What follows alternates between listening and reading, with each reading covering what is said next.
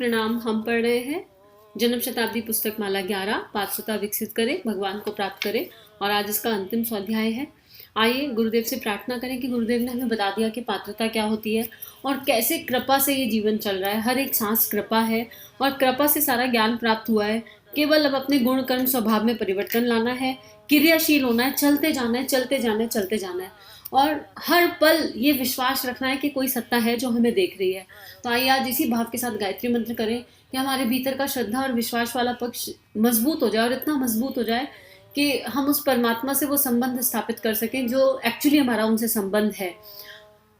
इसी भाव से पूरे दिल से गायत्री मंत्र सहस्वर। ओम भूर्भुवः स्वाहा तत्सवितुर्वरेण्यं भर्गो देवस्य धीमहि धियो यो नः प्रचोदयात्।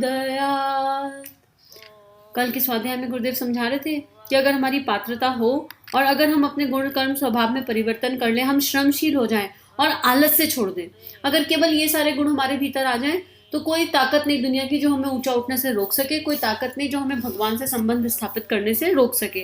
और हम क्या करते हैं, हम अपनी प्रगति के लिए इधर उधर घूमते फिरते हैं, छोटे छोटे लॉलीपॉप टॉफी चाहिए होते हैं, तो कभी यहाँ कभी वहां भटकते हैं, गुरु भी बदलते रहते हैं। तो नकली और असली गुरु की पहचान क्या है, इसको गुरुदेव क्या लिख रहे हैं उनके शब्दों में भी पढ़ते हैं। पर ना असली गुरु वो है जो परमात्मा से मिला के बीच में से विलय हो जाए। सही बात ये है, अभी तक ये समझ में आया। गुरु तत्व, गुरु कोई व्यक्ति नहीं, गुरु एक विचार है, गुरु एक शक्ति है, और गुरु एक ऐसी झंकार है जो आपके हृदय में अगर प्रवेश कर जाए ना तो सांस लेना मुश्किल हो जाए, जब तक वो अपना कार्य ना करा ले, जब तक आत्मनिर्माण की राह पर चला ना दे, उठना बैठना मुश्किल हो जाएगा। गुरु वो एक शक्ति है जो तीव्रता के साथ भीतर प्रवेश करती है। तो गुरुदेव क्या लिख रहे हैं, मेरे तो इन 2 सालों में हमने हिंदुस्तान के किसी भी सिद्ध पुरुष महात्मा योगी को नहीं छोड़ा जो आज बाजीगर की तरह नाम बतलाते हैं तथा सोना बनाते हैं। अगर आप चाहें तो हम उनका नाम आपको बतला सकते हैं। एक बार हमने एक सिद्ध पुरुष की बात सुनी तथा उनके लिए हमने बहुत बड़ा जोखिम उठाया, प्राणों की बाजी लगा दी। वो सिद्ध पुरुष घने जंगल की एक गुफा में रहते थे। लोगों ने बतलाया कि वे सबका नाम पता तथा भूत भविष्य वर्तमान सब बता देते हैं। हम पहुंच गए उनके पास। बाबा ने सब बतलाया। हमें दाल में कुछ काला नजर आया। हम वहीं रुक गए तथा पैर में मोच का बहाना बना दिया। यह बात उनके चेले को बता दी और एक कोने में पड़े रहे। एक दिन एक अध्यापक आया। हमने उसे बतला दिया कि यह बेकार आदमी है, इसके चेले धंधा करते हैं। हमने अध्यापक से कहा, आप सभी के नाम पते आदि गलत सदत बताना। उसने अपने चेलों से अपने नाम पते सब गलत बतला दिए। दूसरे दिन महात्मा मिले तो उन्होंने भी वैसा ही बतलाया। अध्यापक तथा हम दोनों यह सब देखकर मुस्कुरा पड़े। यह उन चेलों ने देख लिया था।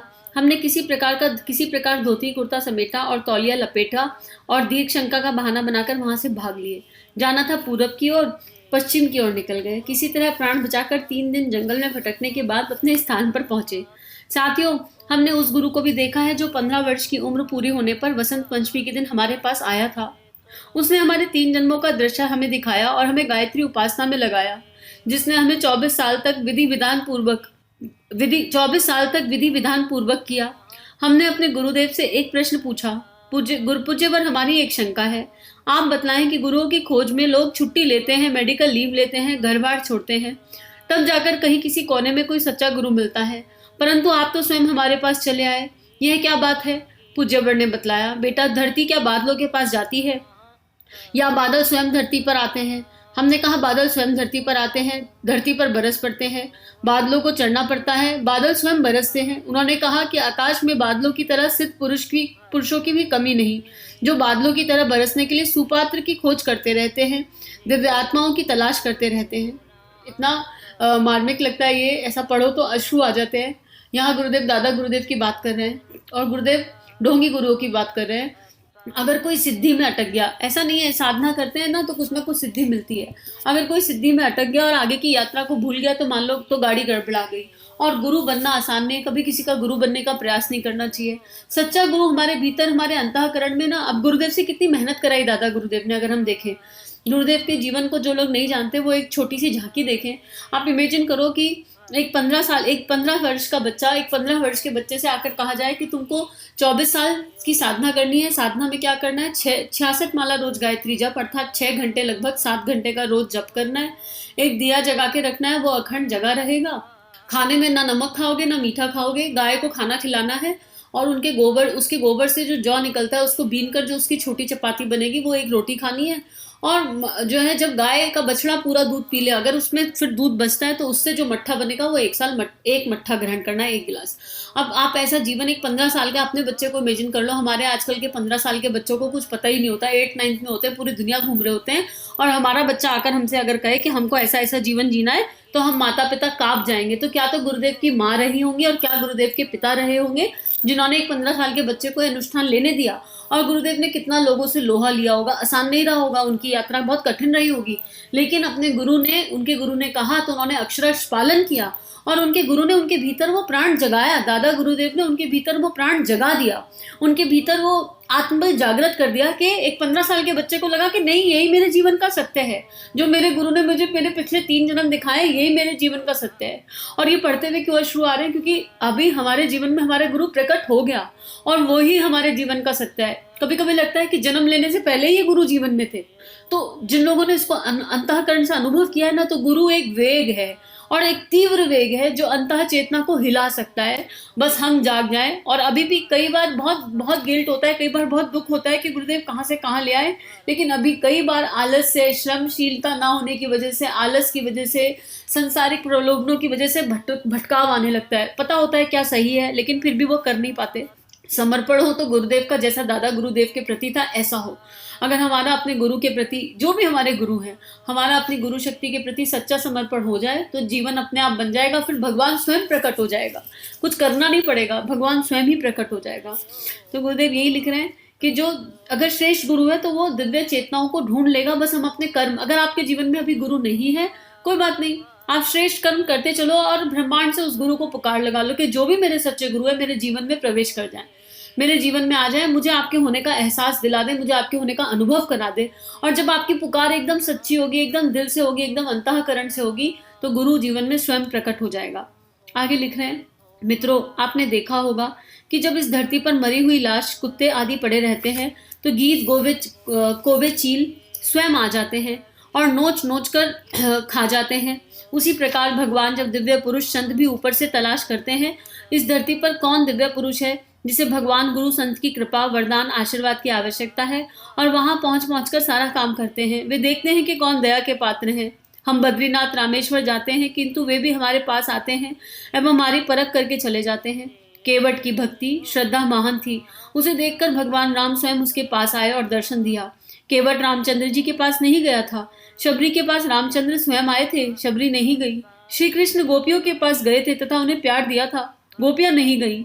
मित्रों उसी प्रकार पात्रता देखकर गुरु शिष्य के पास आता है और उसे धन्य कर जाता है।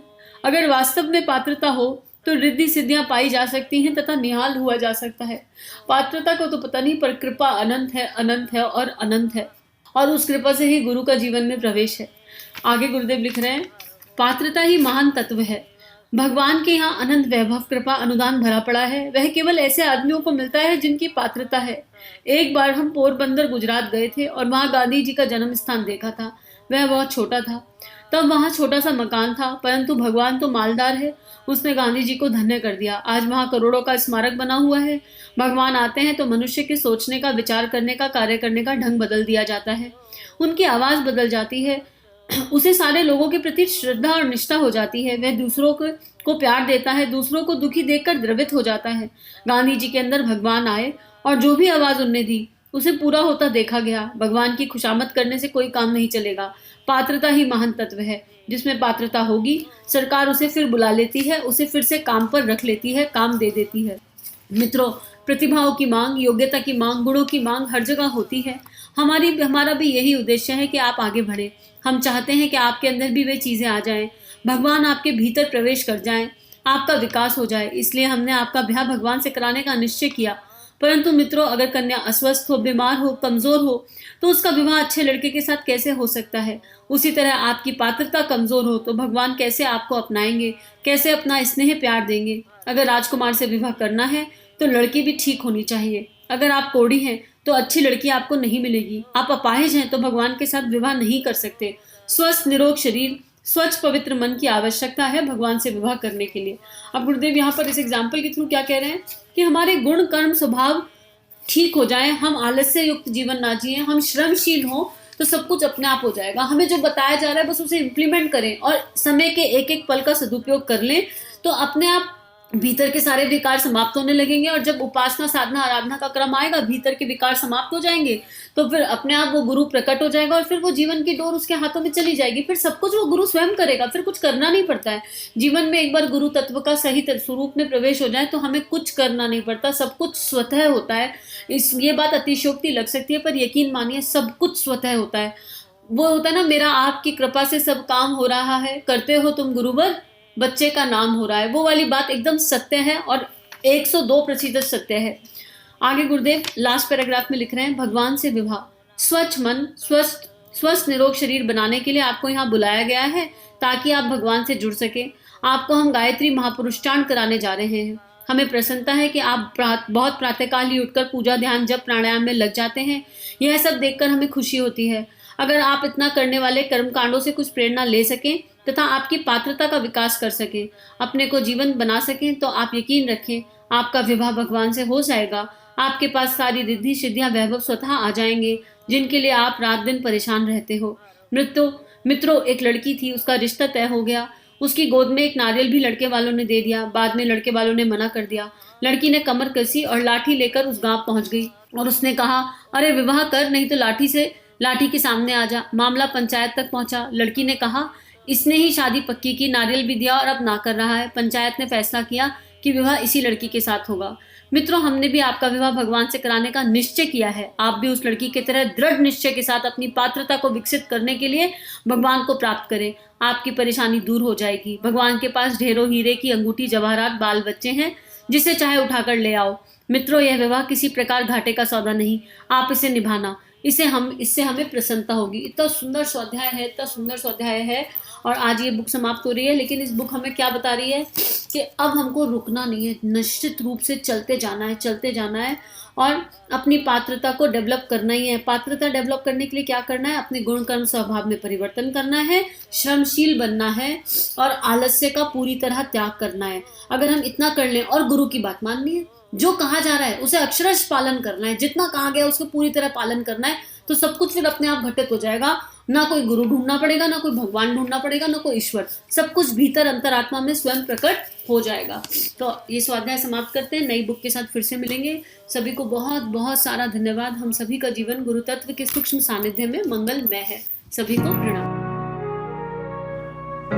हमारे YouTube चैनल को सब्सक्राइब कीजिए और बेल आइकन पर क्लिक कीजिए ताकि आने वाली सभी वीडियो की नोटिफिकेशन आपको मिलती रहे। आप सभी को बहुत बहुत थैंक यू।